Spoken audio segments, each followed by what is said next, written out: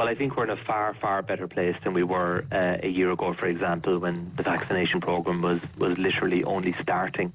And, to have reached 94% of the adult population, to have had 2 doses, and, we're leading the EU in terms of the booster vaccination programme. So we are making progress, and we did give the approval for the purchase of these 3 new antiviral drugs. We hope they'll come in the next number of weeks, and they will be another layer of protection.